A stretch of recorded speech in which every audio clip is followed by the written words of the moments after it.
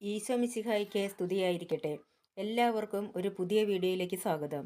ഈ വീഡിയോയിൽ നമ്മൾ കാണാൻ പോകുന്നത് റൂത്ത് 4-ാം അധ്യായത്തിലെ മുഴുവൻ ചോദ്യങ്ങളും ഉത്തരങ്ങളുമാണ്. നമുക്ക് വീഡിയോയിലേക്ക് കടക്കാം. ചോദ്യം 1. റൂത്ത് അധ്യായം 4-ൽ എത്ര വാക്യങ്ങളുണ്ട്?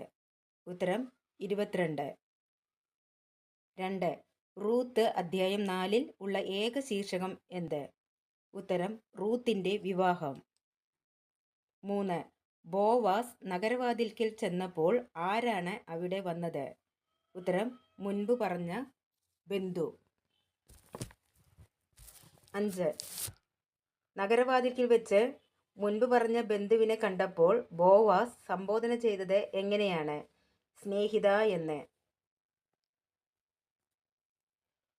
നഗരവാതിൽക്കൽ വന്ന ബന്ധുവിനോട് ബോവാസ് എന്താണ് പറഞ്ഞത്?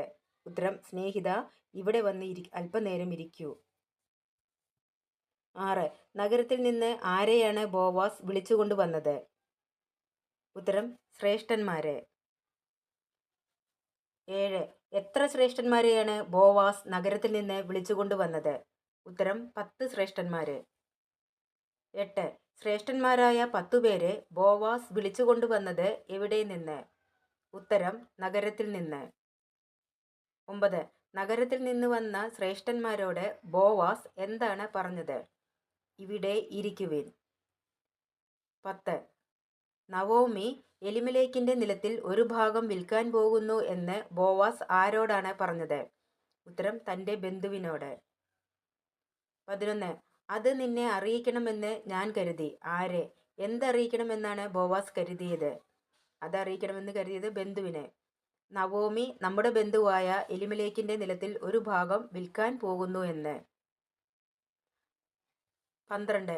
ഞാൻ എന്താഗ്രഹിച്ചു എന്നാണ് ബോവാസ് തൻ്റെ ബന്ധുവിനോട് പറഞ്ഞത്? ഉത്തരം ഇവിടെ ഇരിക്കുന്നവരുടെയും എൻ്റെ ജനത്തിലെ ശ്രേഷ്ഠന്മാരുടെയും സാന്നിധ്യത്തിൽ നവോമി വിൽക്കുന്ന സ്ഥലം വാങ്ങുക എന്ന് പറയാൻ. 13. നവോമി എവിടെ നിന്നാണ് തിരിച്ചു വന്നത്? ഉത്തരം മൊവാബ് ദേശത്ത് നിന്ന്. 14. എലിമലേക്കിന്റെ നിലത്തിൽ ഒരു ഭാഗം ആരാണ് വിൽക്കുന്നത്?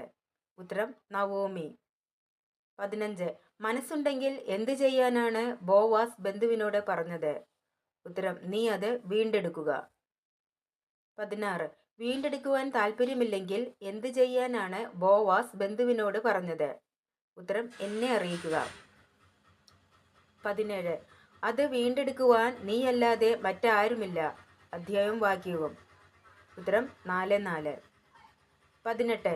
നീ വീണ്ടെടുക്കുന്നില്ലെങ്കിൽ അത് ചെയ്യേണ്ട അടുത്ത ആൾ ഞാനാണ് എന്ന് പറഞ്ഞത് ആരാണ്? ഉത്തരം ബോവാസ്. 19.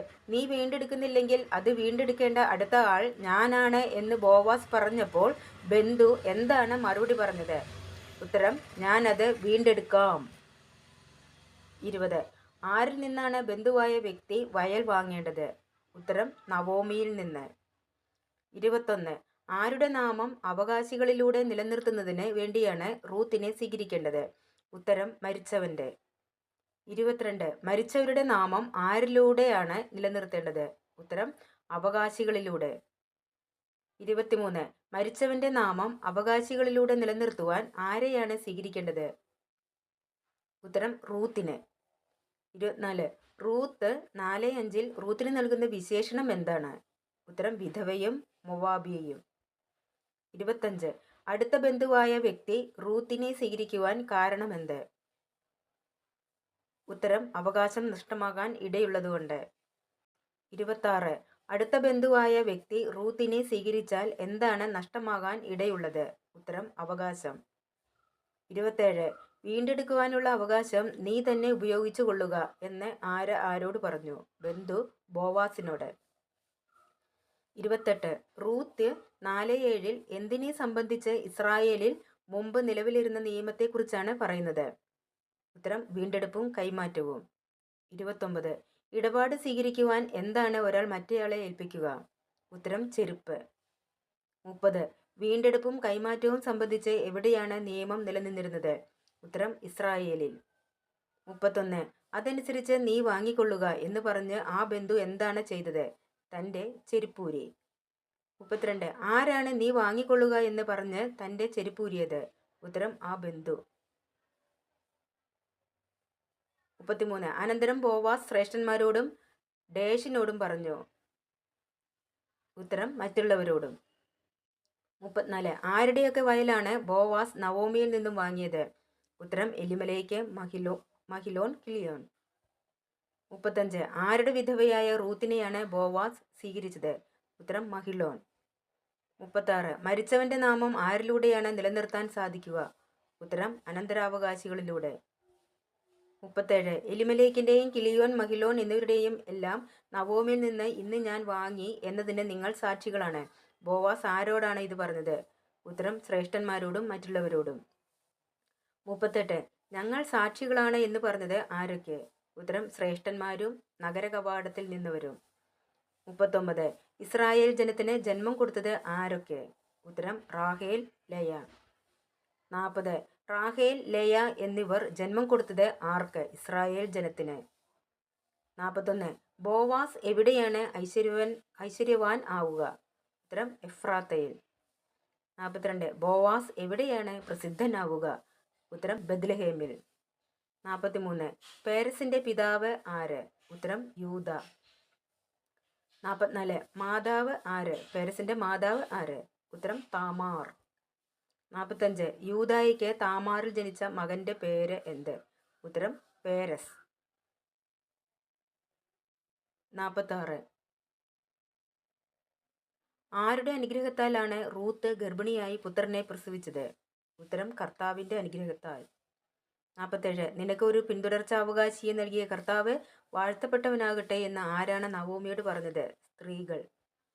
48. നവോമിക്ക് എന്ത് നൽകിയ കർത്താവാണ് വാഴ്ത്തപ്പെട്ടവനാകട്ടെ എന്ന് സ്ത്രീകൾ പറഞ്ഞത്? ഉത്തരം ഒരു പിന്തുടർച്ചാവകാശിയെ. 49. ആർക്കാണ് കർത്താവ് ഒരു പിന്തുടർച്ചാവകാശിയെ നൽകിയത്? ഉത്തരം നവോമിക്ക്. 50. ആരാണ് ഇസ്രായേലിൽ പ്രസിദ്ധി ആർജിക്കേണ്ടത് എന്ന് സ്ത്രീകൾ പറഞ്ഞത്? ഉത്തരം ആ അവകാശി. ആ അവകാശി എവിടെ പ്രസിദ്ധി ആർജിക്കേണ്ടത് എന്നാണ് സ്ത്രീകൾ പറയുന്നത്? ഉത്തരം ഇസ്രായേലിൽ. 52. അവൻ നിനക്ക് ജീവൻ പകരും. ആരെ പറ്റിയാണ് പറയുന്നത്? ഓബദ്. 53. വാർദ്ധക്യത്തിൽ നിന്നെ താങ്ങിയിരിക്കും. ആര്? ഉത്തരം ഓബദ്. 54. എത്ര പുത്രന്മാരെക്കാൾ വിലപ്പെട്ടവളായ മരുമകൾ എന്നാണ് റൂത്തിനെ വിശേഷിപ്പിക്കുന്നത്? ഉത്തരം 7 പുത്രന്മാരെക്കാൾ. 55. 7 പുത്രന്മാരെക്കാൾ വിലപ്പെട്ടവളായ ആരാണ് അവനെ പ്രസവിച്ചത്? ഉത്തരം മരുമകൾ. 56. ആരാണ് ഓബദ് എന്ന പേര് നൽകിയത്? ഉത്തരം അയൽ സ്ത്രീകൾ. ആരാണ് ശിശുവിനെ മാറോടണിച്ചത്? ഉത്തരം നവോമി. ആരാണ് ശിശുവിനെ പരിചരിച്ചത്? ഉത്തരം നവോമി. 59. അയൽക്കാരായ സ്ത്രീകൾ നവോമിയുടെ പുത്രന് എന്തു പേരാണ് നൽകിയത്? ഉത്തരം ഓബദ്. 60. ഓബദ് ആരുടെ പിതാവാണ്? ജസ്സയുടെ. 62. ജസ്സെ ആരുടെ പിതാവാണ്? ദാവീദിന്റെ.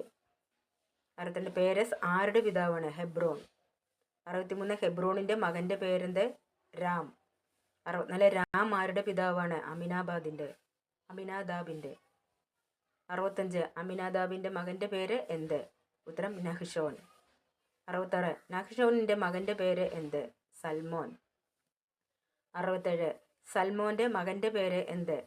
ബോവാസ്. ഈ വീഡിയോ നിങ്ങൾക്ക് ഉപകാരപ്രദമായി എന്ന് വിചാരിക്കുന്നു. നിങ്ങൾക്ക് ഇഷ്ടപ്പെട്ടാൽ ഈ ചാനൽ ലൈക്കും ഷെയറും സബ്സ്ക്രൈബും ചെയ്യുക. ഈ വീഡിയോ കേട്ടുകൊണ്ടിരിക്കുന്ന നിങ്ങളെ ഈശ്വര സമൃദ്ധമായി അനുഗ്രഹിക്കട്ടെ.